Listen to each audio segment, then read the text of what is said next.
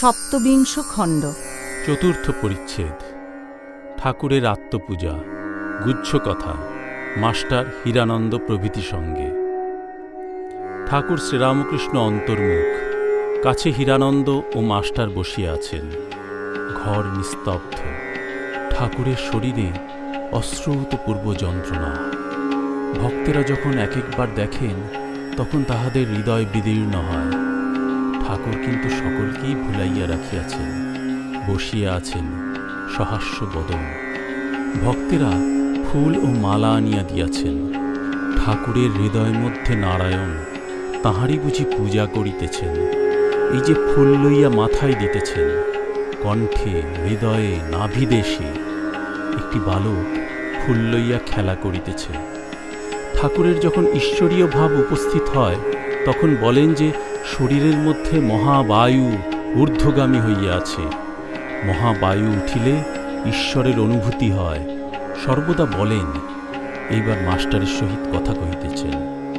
শ্রীরামকৃষ্ণ মাস্টারের প্রতি বলিলেন, বায়ু কখন উঠেছে জানি না, এখন বালক ভাব, তাই ফুল নিয়ে এই রকম করছি।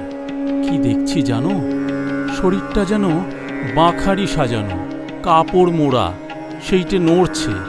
ভিতরে একজন আছে বলে তাই নড়ছে, যেন কুমড়ো শ্বাস বিচি ফেলা।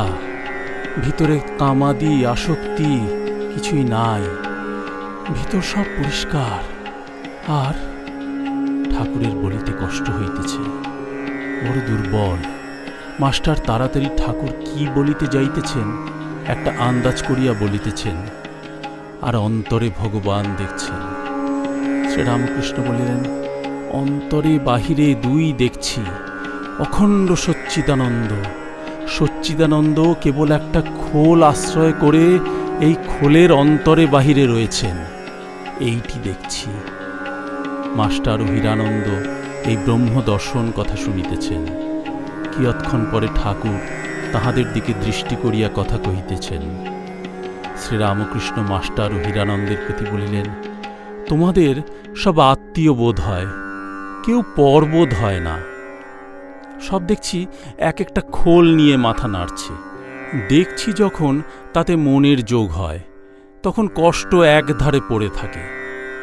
এখন কেবল দেখছি একটা চামড়া ঢাকা অখণ্ড, আরেক পাশে গলার ঘাটা পড়ে রয়েছে।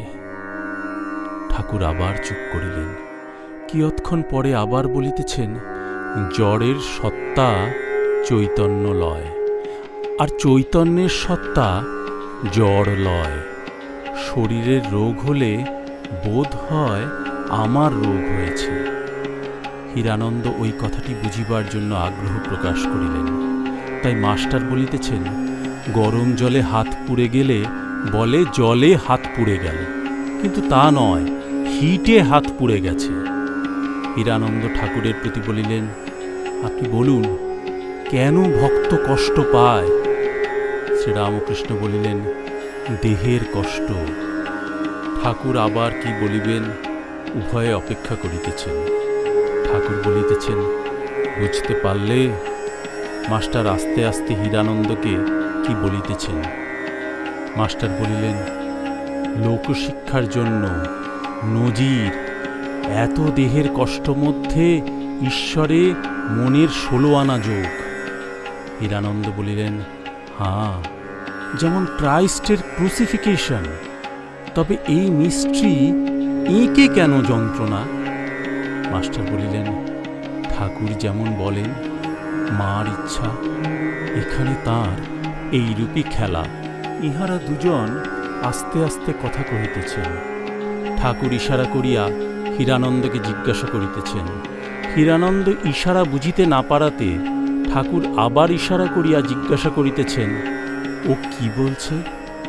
হীরানন্দ বলিলেন, ইনি লোকশিক্ষার কথা বলছেন। শ্রীরামকৃষ্ণ বলিলেন, ও কথা অনুমানের বই তো নয়। মাস্টার ও হীরানন্দের প্রতি বলিলেন, অবস্থা বদলাচ্ছে, মনে করিছি চৈতন্য হোক সকলকে বলবো না। কলিতে পাপ বেশি, সেই সব পাপ এসে পড়ে। মাস্টার হীরানন্দের প্রতি বলিলেন, সময় না দেখে বলবেন না, যার চৈতন্য হবার সময় হবে তাকে বলবে।